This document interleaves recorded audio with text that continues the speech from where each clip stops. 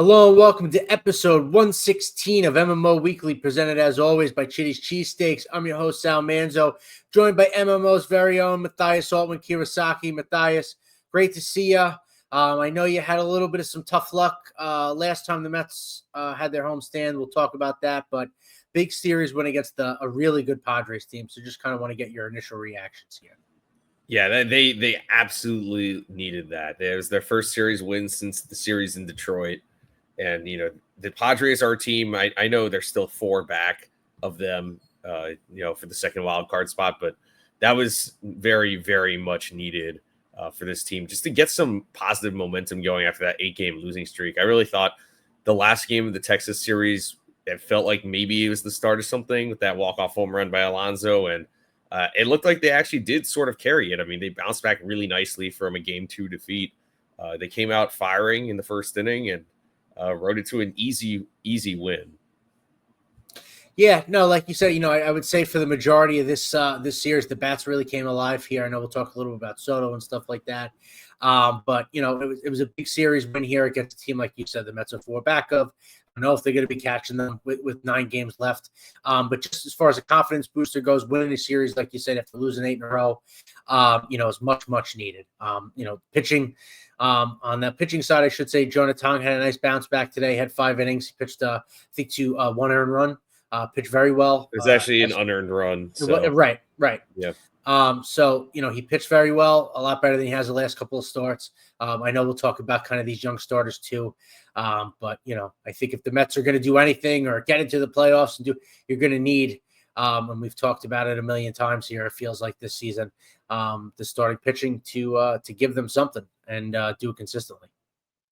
Yeah. And like you were saying about the offense, they hit 10 home runs this series, which it felt like during that losing streak, they weren't really hitting for power at all. And so it was nice to see them do that. They hit 4 home runs twice in the series, 2 more today. Like I said, Alonso's homered in 4 straight games. He looked really good this series. And like you were saying about the starting pitching, they experimented with the whole piggybacking thing with Holmes and Minaya. Actually worked really well that first game. Yeah.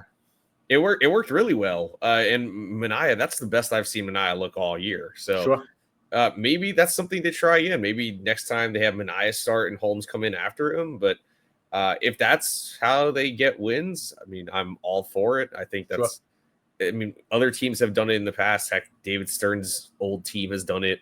And I could see it working out.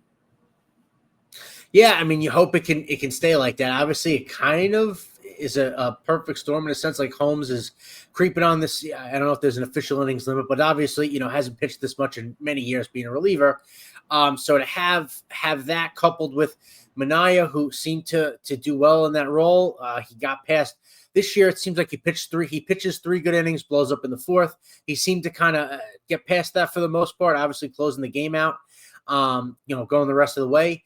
But, if they're really to do anything, and I know, again, I'm kind of just, beating a dead horse here, but they're going to have to get something out of their pitching. And like you said, if this is how they have to do it every 5th day, these 2 guys kind of have to piggyback off to one another, then so be it, because, it looks like outside of that, you're going to need to really, rely heavily on these young guys. Kodai Senga pitched another game in the minor leagues tonight. It didn't go well.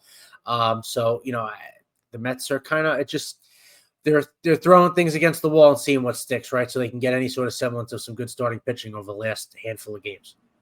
Yeah, and really my biggest concern right now, though, is Peterson. David Peterson's struggling really badly right now. I mean, I was there last night. I mean, it seemed like the bunt single to Luis Arraez kind of, I understand he hadn't necessarily pitched the cleanest first 4 innings, right. But I mean, that kind of knocked him on his heels, and then he hung a curveball to Manny Machado, gave up the grand slam. But I mean, his last 4 starts, he's only thrown 17 in the 3rd innings, and he's allowed 21 earned runs. It's just, he went from being like the beacon of consistency to all of a sudden all of his starts are super uneven. He hasn't thrown 6 innings in a start since he threw 8 against the Nationals, which is about a month ago now. Right. So yeah, they desperately need to get him righted and quickly, because coming into August, it looked like he was the best pitcher on the staff. Now we're wondering if they make the postseason, would he even be in the playoff rotation?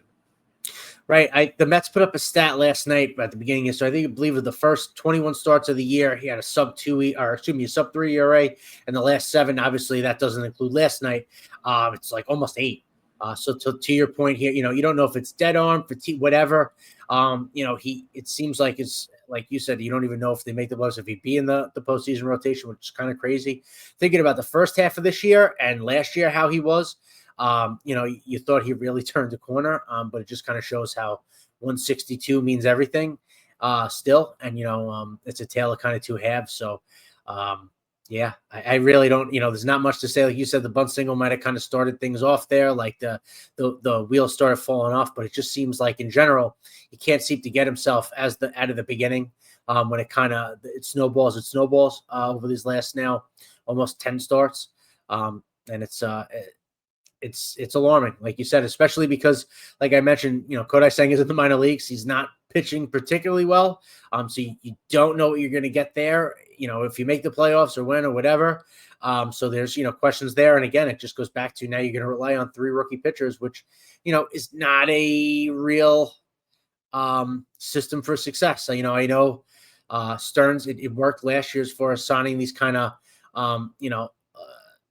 low floor, high ceiling guys. It worked out with Manaea last year and then with Severino, and just this year it hasn't. Obviously, Montas is gone. You're not going to see him probably ever again in a Mets uniform.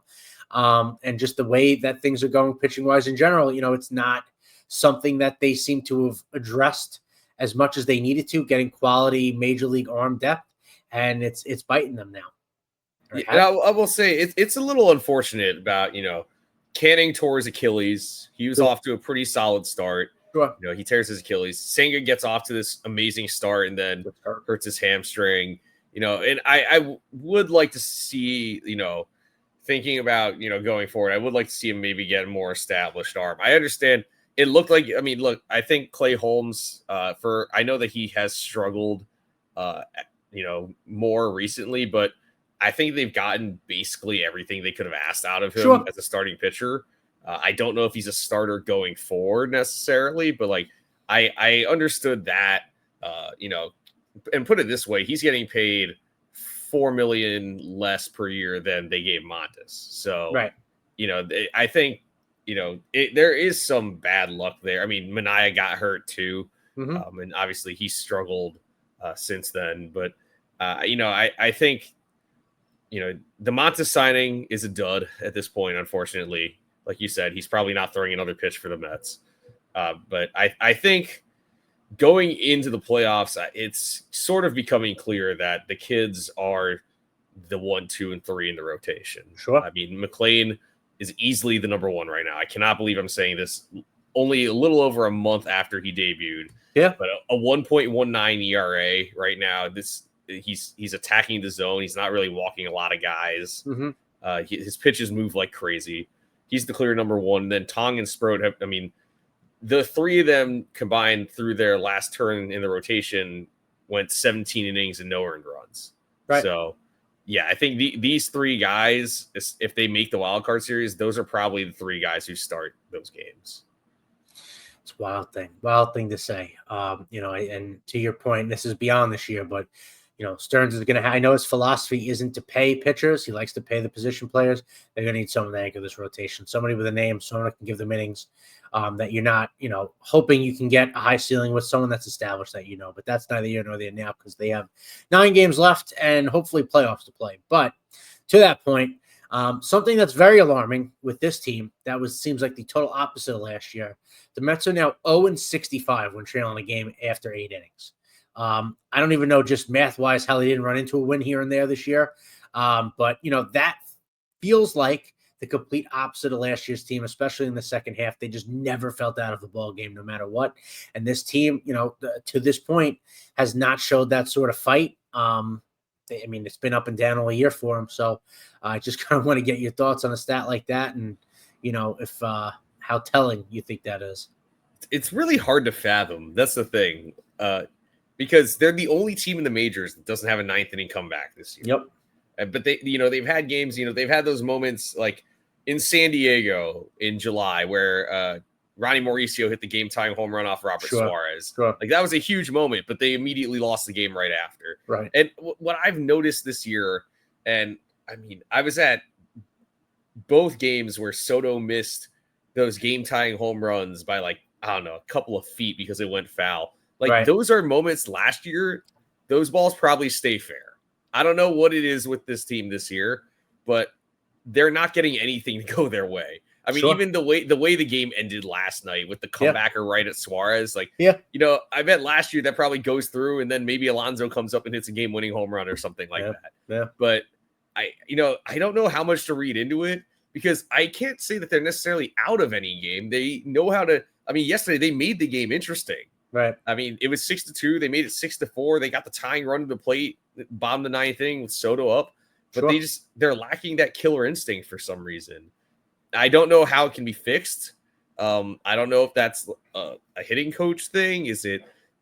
I don't want to say it's a manager thing necessarily, but yeah, it really is crazy to me, because they have walk-off wins this year. Like, they've won games where it's tied going to the ninth inning.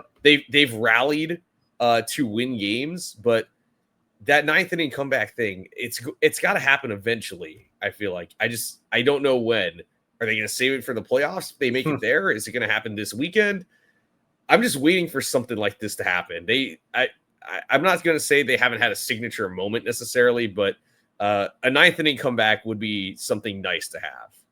I don't know if it's crazy to say that this team has had a signature moment this year. I mean, I think it's more they play a lot to the level of their competition for the most part, whether it's up or down. The last couple of weeks has just been down. Even the good teams, it doesn't matter. But, you know, I don't know.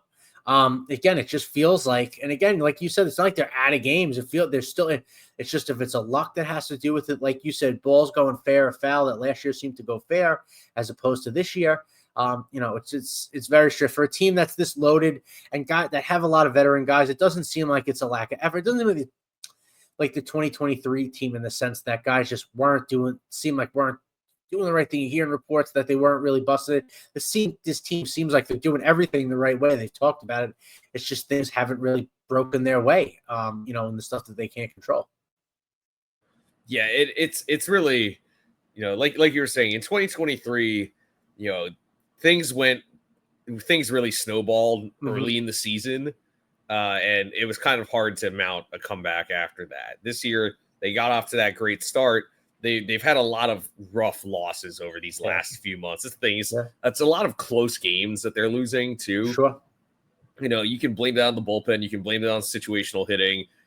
You can blame it on the starting pitching for putting them in a hole. But yeah, there's something about this team that, you know, last year, a roster that it was a good roster for sure, but I think on paper this team is way more talented here in 2025. Yeah, of course. But yeah, it's weird when you have more star power, but you don't have those crazy comeback wins. You know, I'm not saying, you know, you need to win every game by, you know, rallying for 5 runs in the ninth inning or something like that.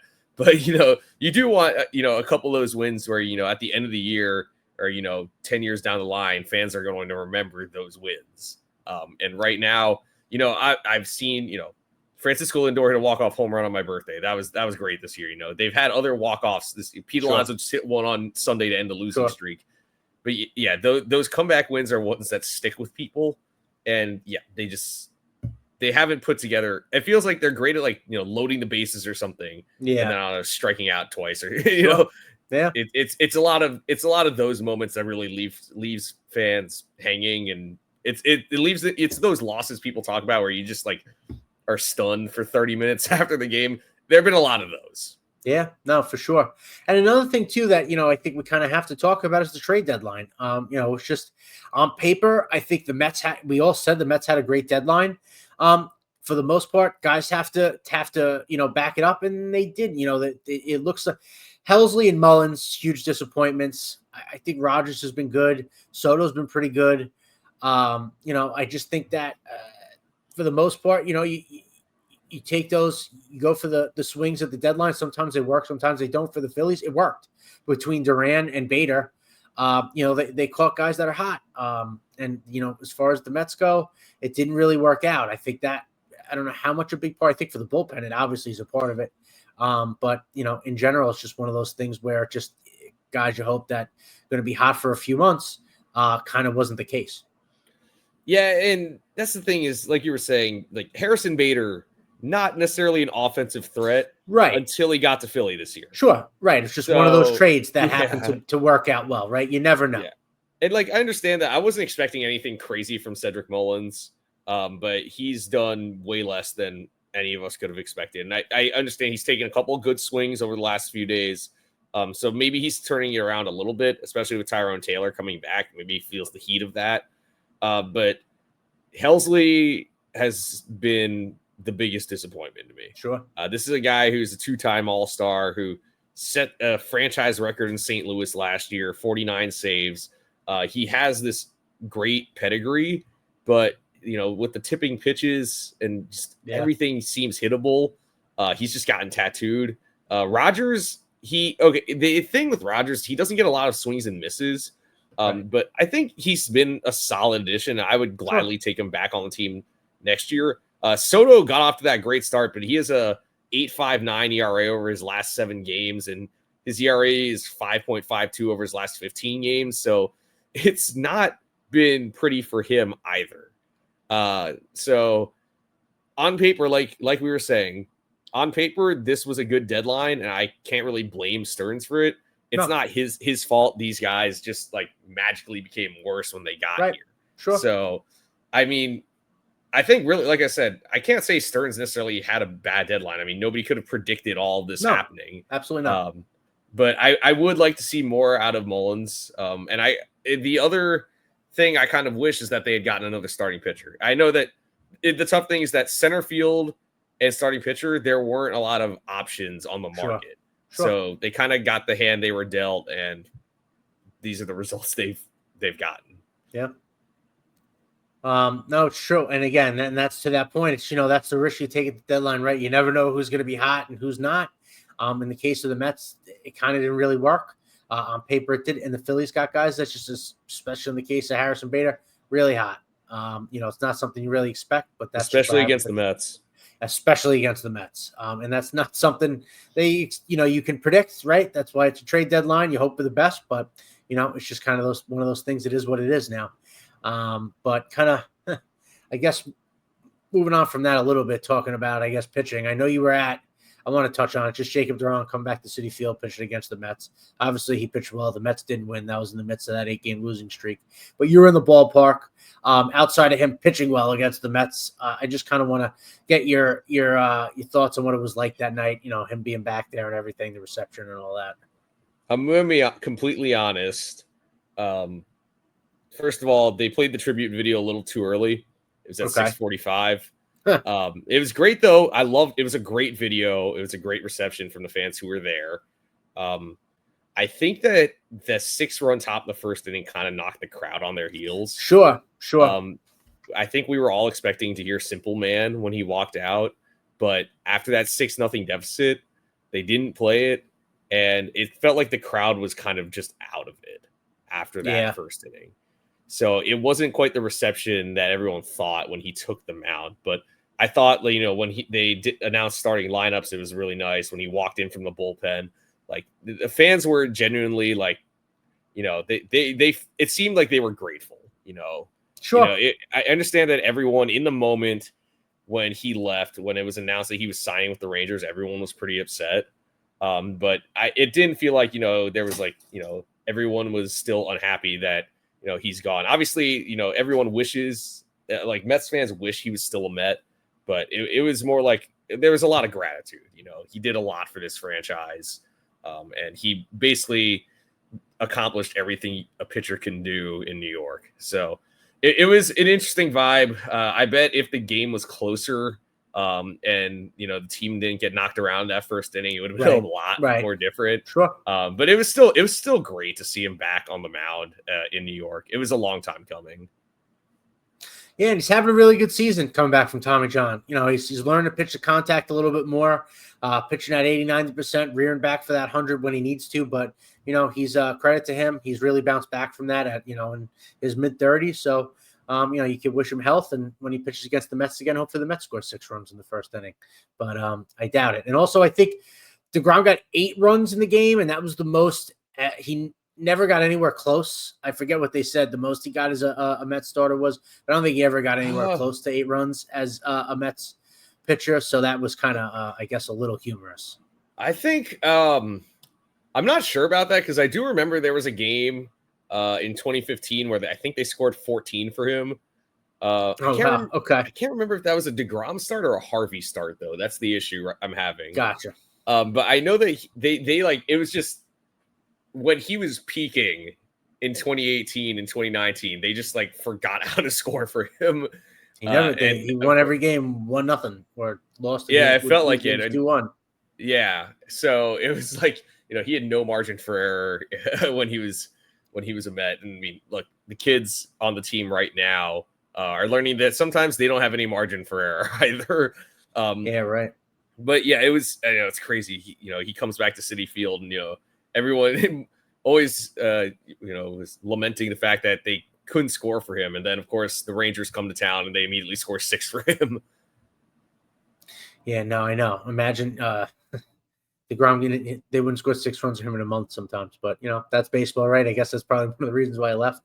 And that's that. But I kind of want to close the show out, going from one past Mets great to one that hopefully will be. Juan Soto's having a monster year. That whole slow first month or so is long in the rear view. 40 home runs, 100 RBIs, 100 run scores. It's got 30 plus stolen bases, 900 plus OPS. I mean, I don't know what much else you could ask from somebody in their first year in a huge contract like this. I mean, he's, outside of, all the solo home runs in the first few months of the year, he's been fabulous. He's everything is advertised with the bat. I just kind of want to get your thoughts on what's just turned into an absolutely monster year from him. Yeah, at this point, I'm just wondering what he can't do. I mean, he's added stealing bases to his program. I mean, this is a guy who I never thought of as a base stealer. And he has 33 steals this year, in addition to hitting 41 home runs, which ties his career high, and 100 RBIs and 119 walks. By the way, he's only drawn 1 walk in the past week, but he hit the single season record for the Mets is 125 by John Olerud in 1999. Right. He's at 119 with a week to go. Wow. And I understand maybe the strikeouts are up a little bit, but I mean, strikeouts, whatever. He's leading the national, or he's tied for the league lead in on base percentage right now, which I know he had that horrible start, that horrible quote unquote. It wasn't actually that bad. But he's still, tied for the league lead in on base percentage. He ranks 3rd behind only Ohtani and Schwarber in home runs. He's 2nd behind only Ohtani in runs scored. I mean, at this point, he's building an MVP case. He's not going to win MVP over Ohtani, but I mean, and he's also 3rd in OPS in the league. So He's among the league leaders in basically everything. This is, he had, everyone talks about the adjustment period that Carlos Beltran and Francisco Lindor had when they first got to New York. And for Soto, it was like maybe an adjustment for 6 weeks or so, because since the end of May, he's been basically the best hitter in baseball. So, yeah, I know that everyone was so quick to jump on him when he got off that sluggish start. But, hey, his sluggish start was still way above average. Yeah. And we're seeing this guy as advertised, and that's even with some like bad batted ball data, or bad batted ball luck. So this is just the beginning. Remember, he's only 26 and it's year 1 of his contract. So, boy, can you believe this guy is here for 15 years? Yeah, right. Well, he's got an opt out after the first 5. We'll see. Unless someone's going to give him the salary. I was going to say, unless someone gives him like a whole country or something, how much more you can pay the guy. But it's as far as the first year, I mean, you can't ask for any more. Until you pointed about the MVP, he's going to finish top 3 in the MVP, whether he's ahead of Schwarber in 2nd place or not. Or Ohtani, we'll see. He's going to finish top 3. It's been a lot of fun to watch. Just his presence at the plate. How he takes pitches, his eye. It's really kind of, it's like you said, as advertised and then some. Seems like a good clubhouse guy. His teammates seem to like him. He's, at least for me, he seems like he's improved a little bit on defense, at least his route running and stuff like that to balls. He's thrown some guys out at the plate. Like you said, he added the stolen base element to his game, and he's got over 30 steals. So I don't know what the heck else you could ask for. If they get to October, if and when, he's somebody that seems to players like that like to rise to the occasion. So, if you can get a really hot Soto through the playoffs, maybe carry him a little bit. But this is, at this point, the 2025 Mets, if they falter here over the last week or so, it's not going to be because of this guy. He's like you said, since Junior's been the best hitter in baseball, and you don't see that falling off anytime soon. I'm sure if he breaks Olerud's record or not, the way teams are pitching him, I guess, well, that'll remain to be seen with the last week. But once 2 Mondays from now, whatever it is, comes and you look at Juan Soto's stat line, you're going to forget that April ever happened. Yeah, really, I mean, like you're saying, you can't really ask for much more here. I mean, you could say, oh, his batting average is only in the 260s or whatever, but I mean, I really, and I'm not saying batting average doesn't matter, but I don't care that much about his batting average if his on-base percentage is about 400 and his OPS is well over 900. I mean, yep. Agreed. Everyone wondered if, it was just crazy. Everything, people were saying after he got off that slow start, like, oh my God, is this the new Juan Soto? Can he hit without Aaron Judge? Well, actually, I think A, he can hit without Aaron Judge, and B, he's made the team, the players around him so much better. I mean, look at Pete Alonso. He's had a huge bounce back season. Yep. And he's been benefiting a lot from hitting right behind Soto. I mean, Lindor's had a resurgence ever since the broken toe. I mean, and Nimmo's been better with runners in scoring position. Like, just his presence alone makes the players around him better, makes the team better. Yeah, no, agreed. And like I said, hopefully this last handful of games, we get all three guys hot: Lindor, Alonso, and Soto all together here. That would be great. And they can't pitch, unfortunately, not Ohtani, so that stinks. But maybe the pitching will hold that for the next week or so. But that's going to wrap it up here. Like I said, last handful of games in the regular season here. We'll catch you as things wind down, and hopefully it's a playoff push. But between now and then, everybody, as always, let's go Mets.